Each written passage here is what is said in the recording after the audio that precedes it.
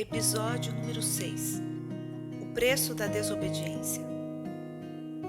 Essa é uma série de áudios baseados no tema identidade. No tempo dos juízes, Israel vivia um ciclo vicioso.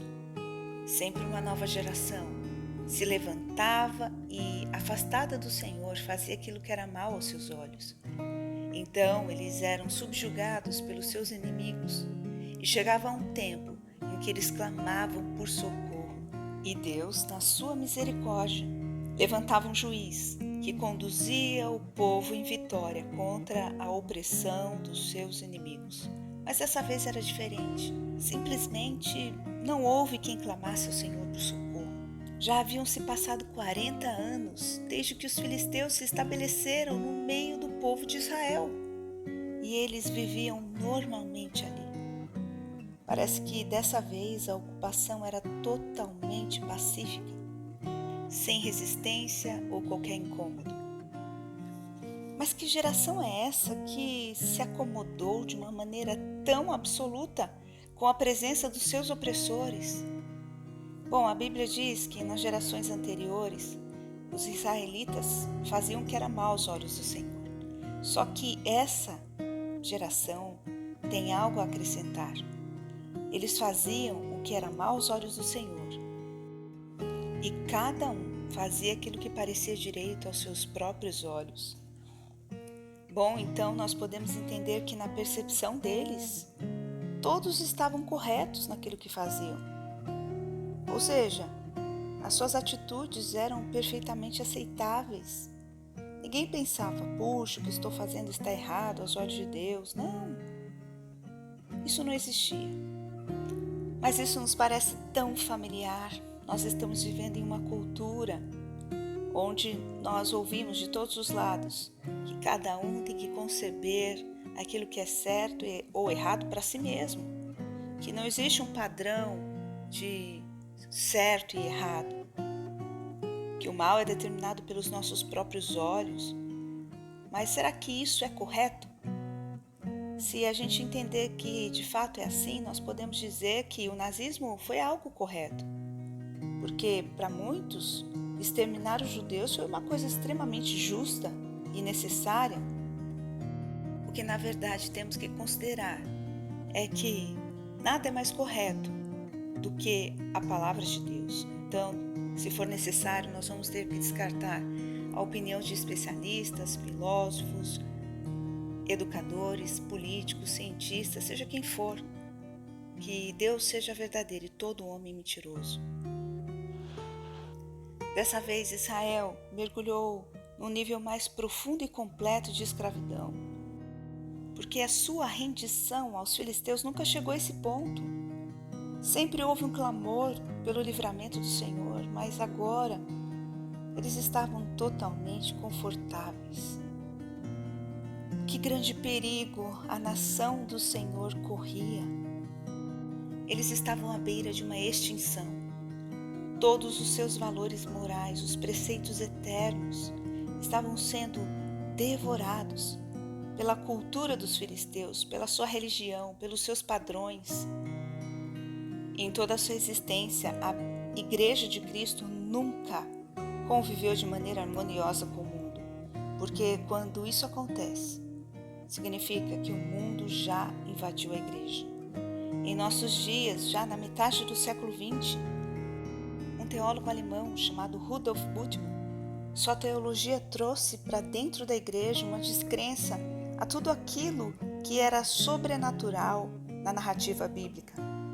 Aos poucos, a igreja foi absorvendo toda a cultura secular ao seu redor e assimilando com ela os seus ídolos, como traz Timothy Keller no seu livro Juízes para você. Ele diz que com essa influência da cultura moderna dentro da igreja, 3 ídolos foram absorvidos. O primeiro deles é a escolha e liberdade pessoal. O segundo é a tolerância absoluta e rejeição da verdade exclusiva e da responsabilidade pessoal. E terceiro, a competência profissional e status. O que ocorreu conosco é que muitas igrejas, para evitar conflitos culturais, se adaptaram, abraçaram éticas sexuais modernas, deixaram de aplicar disciplinas eclesiásticas e não pregam mais a Cristo como o único meio de salvação. O ministério dessas igrejas é solidário, sim, sempre com grande engajamento social e terapêutico também. E ninguém jamais é avisado dos perigos do julgamento de Deus. E essa nova igreja é administrada por especialistas e os leigos não são mais capacitados a ministrar. Em geral, os conceitos populares da cultura moderna são adotados, são promovidos, deixando de lado essa decência moral para evitar conflitos. Parece que Israel, dos dias de Sansão, estava exatamente assim, sem resistências, absorvendo toda a cultura ao seu redor. Sansão nasceu de uma maneira improvável. A sua mãe era estéril, assim como a mãe de Isaac, de Samuel, de João Batista. Ele foi anunciado por um anjo, como alguns desses que eu citei. E o seu destino já havia sido comunicado de maneira clara. Ele se levantará como um juiz para livrar o meu povo, Israel, dos seus opressores, os filisteus. Mas o comportamento de Sansão não mostrava que ele estava realmente engajado com o seu chamado. Parece que ele teve grande sucesso em absorver toda a cultura dos filisteus que estava infundida no meio do seu povo. Ele escolhe para si uma esposa filisteia e a reação dos seus pais é, claro, de grande espanto. Não que eles fossem racistas, com preconceitos étnicos, mas o que existia ali era, sim, um preconceito interconfessional.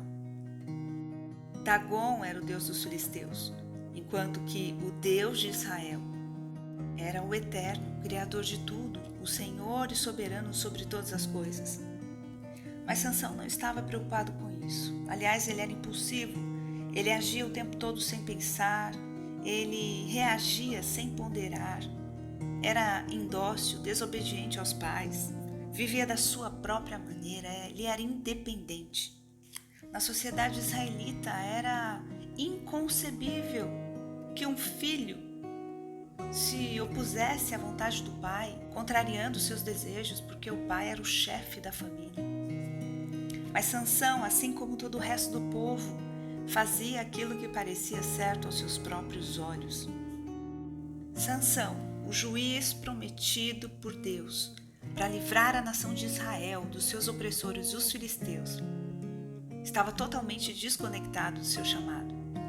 Ele era extremamente viciado em perigo. Seria capaz de pagar para entrar numa briga. Da mesma maneira, ele apresentava uma debilidade emocional crônica. Era viciado em mulheres. Ele resolve se casar com a filisteia, que morava em Timnate, mesmo contrariando o conselho dos seus pais. E isso acaba numa grande confusão. O que acontece depois é que os líderes de Judá, do seu próprio povo, resolvem entregá-lo aos filisteus. O que eles queriam era paz a qualquer custo. Mas Sansão consegue se libertar das amarras e acaba matando num só dia 1000 homens com a queixada de um jumento. A narrativa bíblica continua trazendo para a gente pistas dessa fragilidade crônica que Sansão tinha, dizendo que ele se arriscou para passar a noite com uma prostituta, colocando sua vida em risco a todo tempo só para satisfazer os seus desejos.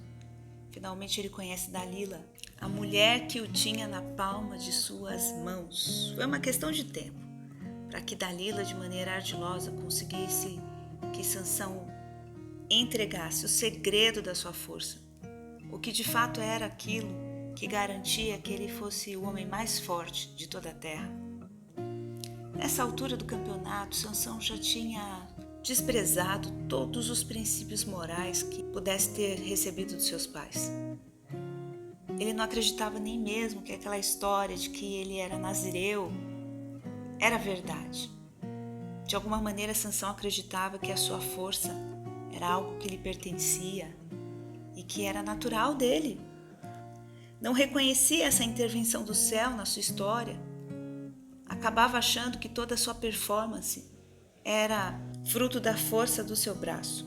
O voto de nazireado tinha sido quebrado em algumas ocasiões e nada fez com que ele perdesse a sua força. Então, por que ele deveria acreditar que cortar o cabelo faria com que ele ficasse fraco como qualquer outro homem?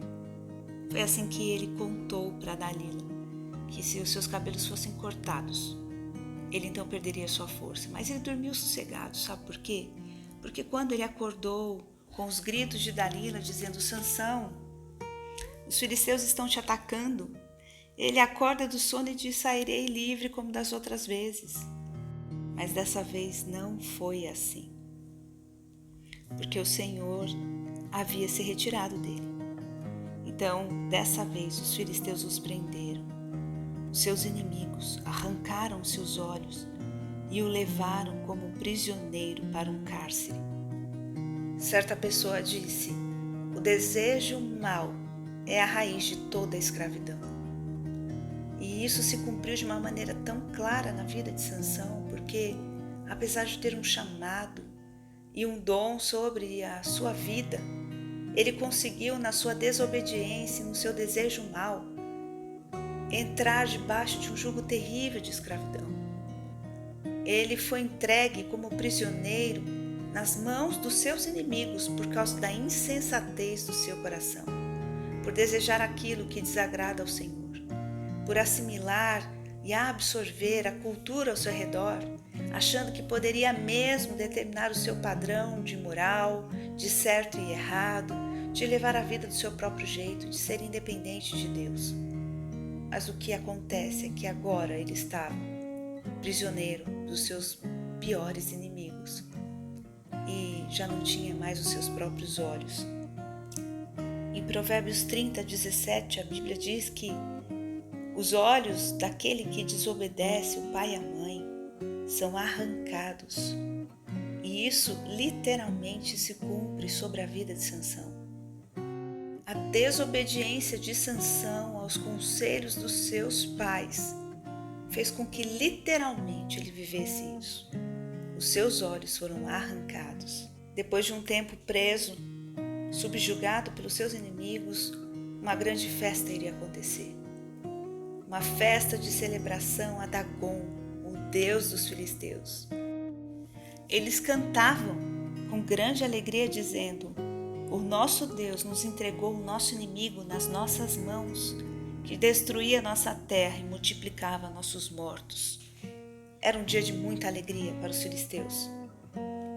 Sansão estava ali no meio deles. Foi chamado para ser a diversão da noite. Mas muita coisa mudou desde que Sansão foi aprisionado pelos seus inimigos. Ele orou ao Senhor naquela noite e disse: Senhor, eu clamo a Ti só mais uma vez. Lembra-te de mim e me dá força para que eu me vingue dos filisteus pelos 2 olhos, ó Deus. Essa foi a oração de Sansão. Então, naquela noite histórica para os filisteus, quando reunidos eles adoravam a Dagon e festejavam o triunfo sobre o seu maior inimigo, que era Sansão, o Senhor ouve a oração de Sansão. E ele, empurrando as 2 colunas que sustentavam todo aquele templo, fez com que todos ali que estivessem debaixo daquele prédio fossem mortos. Por isso a Bíblia diz que Sansão matou mais gente na sua morte do que em toda a sua vida. Quantas coisas podemos aprender com Sansão? Ele de fato absorveu toda a influência cultural de sua época, todo o paganismo que os filisteus imprimiam em Israel, essa mentalidade que se achava cheia de razão em escolher os seus próprios caminhos, em enxergar as coisas da sua própria perspectiva, sem padrão de certo e errado, sem ninguém que lhes apontasse o caminho, sem conselheiros, lhe custou muito caro. Sansão comprometeu a sua identidade, o seu chamado, o seu propósito, por causa da contaminação com o mundo. A história de Sansão nos dá um alerta. Não há como ter comunhão entre luz e trevas. A igreja jamais vai caminhar de forma pacífica com esse mundo. A cultura secular é oposta à cultura do reino de Deus. Não existe possibilidade de acordo. Se assim fizermos, seremos como Israel do tempo de Sansão, comprometendo todos os valores eternos do reino de Deus e correndo o risco de entrarmos em extinção por causa da influência pagã ao nosso redor. Quando nós lembramos por que Deus criou um povo, uma nação particular para si mesmo, quando chamou Abraão, disse para ele que faria dele uma grande nação, o que estava no coração de Deus era levantar Israel como padrão moral para as outras nações, comunicando ao mundo, através dessa nação particular, todos os valores do seu reino. Mas se Israel, ao invés de ser uma referência, absorvesse o paganismo das nações ao seu redor, ela fracassaria em seu principal chamado e destino.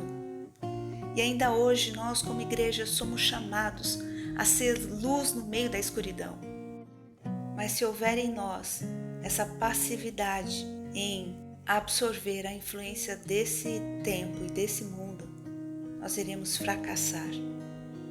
Ao invés de sermos luz, nos tornaremos densa escuridão. A nossa identidade está comprometida quando não nos posicionamos adequadamente contra a influência desse século. Sansão fracassou porque não teve a sua mente renovada. Ele se conformou, ele se assemelhou, ele absorveu tudo que estava ao seu redor e ele não sofreu a transformação que as orientações e o conselho do Senhor provocam em nossa vida. Filhos que obedecem e não se entregam aos seus desejos maus têm os olhos do entendimento iluminado. Mas aqueles que se entregam ao desejo mau do seu coração e desobedecem os conselhos do Senhor têm os olhos do entendimento arrancados, ficam cegos e passam a não enxergar absolutamente nada. A identidade é revelada à medida em que dominamos o nosso desejo mau e nos submetemos em obediência à vontade do Senhor. A música que diz: eu nasci assim, eu cresci assim, eu sou mesmo assim, vou ser sempre assim, diz respeito a um coração como o de Sansão, que resistiu inúmeras vezes ao conselho e à orientação, que viveu de acordo com a sua própria vontade, de acordo com seus próprios desejos, impulsivo, insensato, desobediente. Isso lhe custou caro. Quando ele caiu em si lá na prisão, já não havia mais tempo de consertar as coisas. Não dava para voltar atrás e desfazer todo o desrespeito pelos seus pais, desfazer todos os conflitos que ele causou, sem se importar com aquilo que de fato ele deveria ter se importado, que era o seu chamado, que era a missão para o qual Deus o chamou à existência, ser um juiz que conduziria Israel à libertação da opressão dos filisteus. Mas Sansão era muito voltado para si mesmo, preocupado em satisfazer o desejo mau do seu coração. Filhos obedecem. Sansão não ouviu os conselhos dos seus pais. A desobediência foi a marca da sua vida. E você pode dizer: olha, eu não tive bons pais que me aconselhassem. Mas hoje eu e você, nós temos a palavra de Deus e os conselhos do nosso Pai Eterno, que pode muito bem impactar toda a nossa vida e mudar o nosso destino.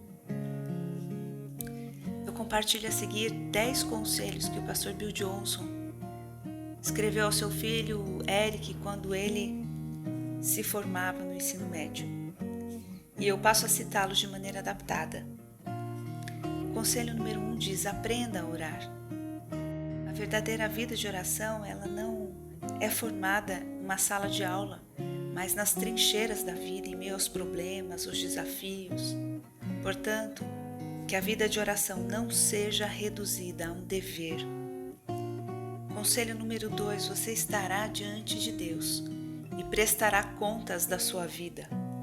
Se pergunte O que você tem feito com o que Deus te deu? Como você tem gerenciado o seu tempo, suas habilidades, seus amigos, sua herança, seu discernimento, propósito, chamado e missão? O que você fez com o que Deus te deu? Trabalhe de modo que possa ouvir: muito bem, servo bom e fiel. Conselho número 3. Você é responsável pelas escolhas que faz. Você receberá da vida o que depositou nela, seja no ministério, no casamento, na família, no trabalho, seja na recreação. Deus explicou dessa maneira: você colhe o que planta. Conselho número 4. O dinheiro é realmente importante.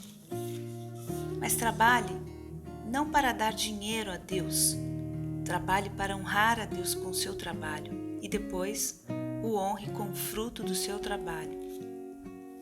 Conselho número 5. Os relacionamentos compensam o alto preço.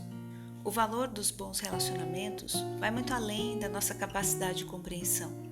Mas para ter um bom amigo, é preciso ser um bom amigo e escolha sempre acreditar no melhor das pessoas. Você será poupado de muitas angústias e dor. Conselho número 6. Cuidando da prioridade máxima. Cuide do seu relacionamento com Deus acima de qualquer outra prioridade. Assim como numa aeronave, a comissária explica que os passageiros devem primeiro colocar a máscara em si mesmo para depois socorrer aos outros em caso de necessidade, assim deve ser a nossa postura. A nossa vida espiritual deve ser cuidada e vigiada com toda a atenção como uma prioridade. Nada deve vir antes do nosso relacionamento com o Senhor. Mesmo que seja bem intencionado, como por exemplo, o cuidado com os outros. Se não cuidarmos de nós mesmos, iremos sucumbir diante de ativismos com desgastes físicos, mentais e emocionais. E, claro, com grande prejuízo espiritual. Conselho número 7. Seja excelente. Se algo merece seu tempo e esforço, então vale a pena fazer bem feito. E se você fizer bem feito, sacrifique-se até ser excelente. Seja o que for que você tiver que fazer, faça com todas as suas forças e faça como se estivesse fazendo para o Senhor. Conselho número 8. Leia a Bíblia com o máximo de empenho. Durante séculos, soldados marcharam contra a Bíblia. Reis se esforçaram para destruí-la, filósofos profetizaram sua extinção. No entanto, a palavra de Deus permanece. Com base nisso, recorra ao Senhor sempre quando estiver faminto, humilhado, quebrantado ou em qualquer necessidade. Não recorra à Bíblia só para poder ensinar as pessoas. Só ensine o que você aprendeu. Conselho número 9. Passe adiante a sua fé. Se você fizer do coração de Deus o foco do seu coração e lembrar-se do valor da vida humana, nunca faltarão oportunidades para você ministrar esse maravilhoso evangelho ao mundo agonizante. E você fará isso com o poder da ressurreição. E conselho número 10. Saiba o que Deus pensa sobre você. O perdão de Deus é maior do que a sua capacidade de pecar. O plano de Deus para você é perfeito. É o único plano capaz de satisfazer completamente o seu coração.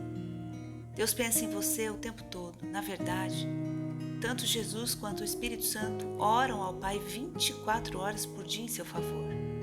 Deus vê além dos seus problemas e empolga-se com o seu potencial. Ele confia tanto que você está indo bem na vida que nesse momento está preparando um lugar para você na eternidade como parte da sua recompensa. Ele sentiu que valeu a pena morrer em seu favor para que você achasse que vale a pena viver por ele. Ele nunca começa o dia de mau humor. Suas misericórdias se renovam a cada manhã. E os pensamentos dele a seu respeito são grandes e dignos de que você os descubra. Esses conselhos do pastor Bill Johnson, seu filho, nos trazem a ideia de que, como filhos, devemos estar compromissados com a obediência, responsabilidade pelos nossos próprios atos e com engajamento. Não desperdice a sua vida na estrada da desobediência. Não desperdice os planos que o Senhor tem para você por causa de um coração teimoso. Nossa verdadeira identidade é nos tornarmos filhos. E para muitos de nós é necessário aprender como ser filhos. Que os fracassos e os erros de Sansão nos ensinem a não cometer os mesmos erros que ele praticou. Uma vida de desobediência que custou muito caro. Compartilhe em seu pequeno grupo como situações de desobediência da sua infância e adolescência provocaram situações de prejuízo e como isso ainda pode estar influenciando o seu coração.